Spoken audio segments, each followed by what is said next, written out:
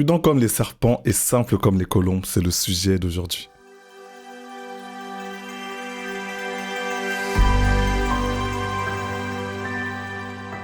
Shalom, shalom, bonjour, bonsoir, j'espère que vous allez bien et bienvenue sur la page Le Pain de Vie.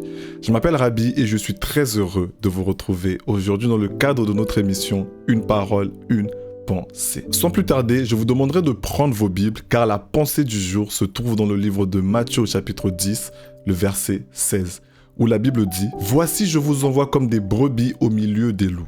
Soyez donc prudents comme les serpents et simples comme les colombes. » Commençons par la première partie du verset. « Voici je vous envoie comme des brebis au milieu des loups. » Si Jésus est le chemin qui mène au Père, avec l'aide du Saint-Esprit, nous sommes le chemin qui mène à Jésus. La mission de Jésus était de conduire ses brebis vers le salut, vers la vie éternelle. Et avant son ascension, il nous a laissé cette responsabilité en nous demandant d'aller faire de toutes les nations des disciples. Nous sommes donc des brebis qui avons reçu la mission d'aller chercher les autres brebis pour les amener auprès du Maître qui, lui, les présentera au Père. Et à travers ce passage, le Maître nous prévient qu'autour de nous, il y aura des loups, des opposants, des adversaires. La Bible déclare dans le livre de 1 Pierre chapitre 5 verset 8 « Veillez, soyez sobres, car le diable rôde comme un lion rugissant, cherchant qui dévorer. » Donc, de la même manière que Christ envoie ses brebis, le diable envoie ses loups. Les loups ont pour mission de nous combattre, nous fatiguer, nous épuiser, nous mettre des bâtons dans les roues. De manière générale, les loups jouent contre nous dans notre mission d'évangélisation. Les loups utilisent plusieurs armes. Il y a par exemple les paroles de découragement, comme « Qu'est-ce que tu veux prouver ? Qu'est-ce que tu veux montrer ? Que toi seul est spirituel ? Je trouve que tu en fais un peu trop. Est-ce que Jésus t'a réellement dit ?» Vous voyez, ils peuvent aussi utiliser notre passé pour nous décrédibiliser ou encore nous condamner. Mais ce soir, je prie à ce que l'Esprit de Dieu nous révèle les loups autour de nous au nom de Jésus. Alors, toi qui rencontres des loups, sois en paix et rassuré, car tu es sûrement au bon endroit. Car souvent, là où il y a des loups, les brebis et les âmes ne sont pas très loin. Maintenant, la question qui se pose est comment s'en sortir au milieu de ces loups ? Et avant de donner la réponse, j'aimerais commencer par dire que malgré ce que le monde dit, malgré ce que le monde propose, tu n'as pas besoin de devenir un loup pour combattre les loups. Tu n'as pas besoin de devenir méchant pour combattre les méchants. Tu n'as pas besoin de rendre le mal pour le mal. Tu peux garder le cœur d'une brebis et vaincre ces loups. Alors, la solution se trouve dans ta capacité à être prudent comme le serpent et simple comme la colombe. Tu me diras, oui, c'est bien beau, mon frère, ce que tu me dis, mais en quoi consiste cette prudence ? Pour cela, nous passons donc à la deuxième partie de ce verset. Soyez donc prudents comme les serpents. Matthieu chapitre 12 du verset 14 au verset 16, la Bible dit « Les pharisiens sortirent et ils se consultèrent sur les moyens de le faire périr. Jésus l'ayant su, s'éloigna de ce lieu. » Alors Jésus, bien que fils de Dieu, dans son humanité, savait quand il fallait rester à un endroit et quand il fallait partir.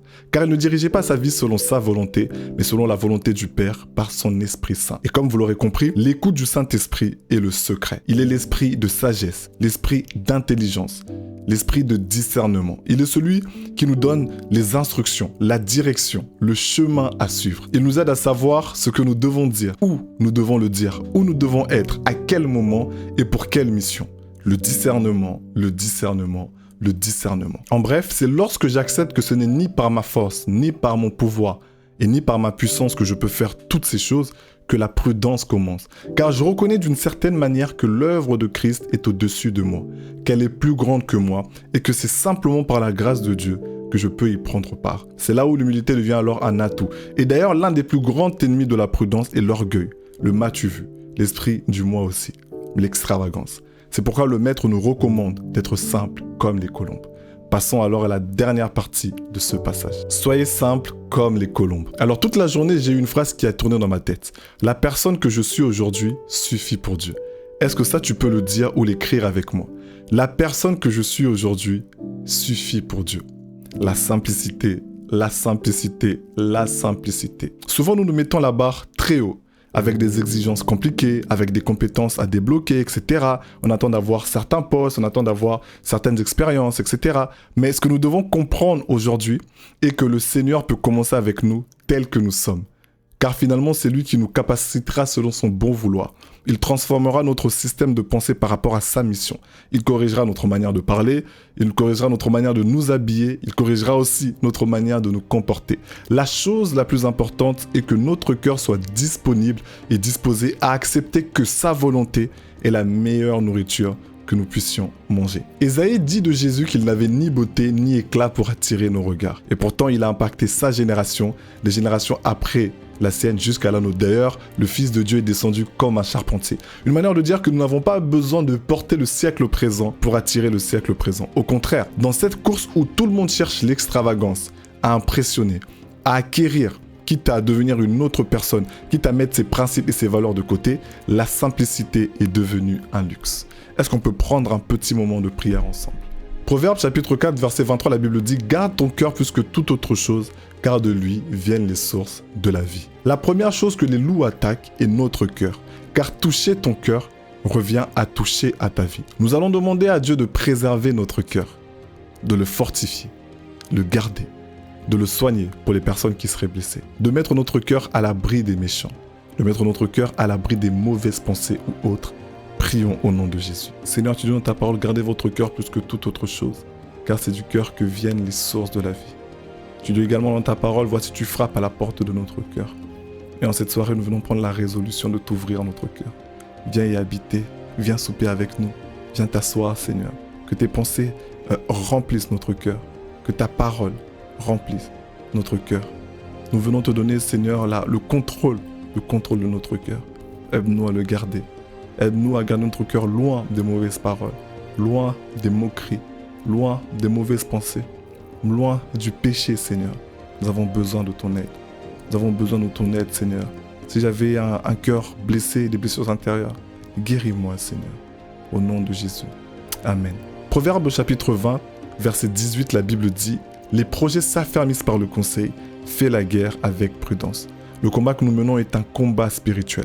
Raison pour laquelle nous allons demander à Dieu de nous donner le discernement et la sagesse pour savoir quoi faire, à quel moment. Que nous ne puissions pas diriger notre vie par nous-mêmes, mais que le Saint-Esprit puisse être le timonier de notre vie. Prions au nom de Jésus-Christ. Seigneur, aujourd'hui, je prie pour le discernement. Je prie pour le discernement. Car je reconnais, Seigneur, que l'un des secrets de Christ dans sa mission était à la fois sa capacité à te faire confiance et sa capacité, Seigneur, à être attentif à ton esprit. Aujourd'hui, je prie à ce que mon esprit puisse être attentif, Seigneur, à ton esprit, à tes recommandations, à ton conseil, à ta direction, Seigneur. Aide-moi à savoir quoi dire, à quel moment. Aide-moi à savoir comment me comporter, Seigneur. Aide-moi, Seigneur, à ne pas faire les choses, Seigneur, selon mes principes, selon mon interprétation, selon mes valeurs, Seigneur, mais le faire, Seigneur, selon ce que toi, tu as décidé, avec ton discernement, avec ton intelligence, avec ta sagesse, Seigneur. Aide-moi à être prudent, Seigneur Jésus. Aide-moi à canaliser mon zèle, Seigneur. Aide-moi à canaliser ma ferveur, Seigneur Jésus. Que je puisse être sage, Seigneur, quand tu désires que je sois sage, Seigneur. Que je puisse parler quand tu décides que je parle. Jésus disait souvent que tout ce qu'il faisait, il le faisait après t'avoir vu le faire, Seigneur. C'est dans cette posture, Seigneur, que j'aimerais me tenir aujourd'hui. Que je puisse agir seulement lorsque le Saint-Esprit agit. Moïse a fait une prière, il a dit, Seigneur, ne nous permets pas d'avancer. Ne nous permets pas de rentrer à Canaan si toi-même tu n'es pas avec nous. Ne me permets pas d'avancer. Ne me permets pas de te servir si toi-même tu n'es pas avec moi. Au nom de Jésus. Amen. Dernier sujet de prière, nous allons demander à Dieu de nous donner la simplicité, de nous garder simples, qu'il enlève en nous l'extravagance, l'orgueil, le m'as-tu vu, l'esprit de compétition, etc., etc. Prions au nom de Jésus-Christ. Seigneur, ce soir, nous prions pour la simplicité de Christ. Car lorsque je vois la simplicité avec laquelle Christ marchait, lui qui est la parole de Dieu faite chair, le Fils de Dieu, quand je vois, Seigneur, la simplicité avec laquelle il marchait, Seigneur, je ne peux que élever ton nom. Raison pour laquelle je prie à ce que tu puisses garder mon cœur de toute forme d'orgueil, Seigneur. Car le premier péché qui a été commis, Seigneur, était un péché qui résultait d'un sentiment d'orgueil, l'orgueil du diable.